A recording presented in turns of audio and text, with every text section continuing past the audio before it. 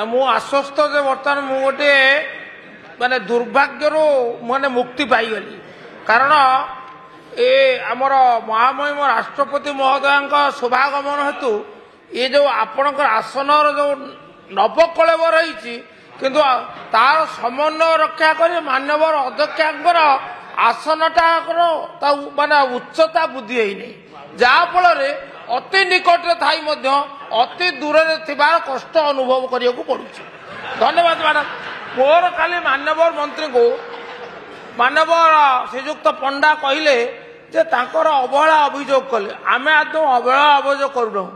आमे जेते बेले जो अभियोग नौचु मु धन्यवाद देवी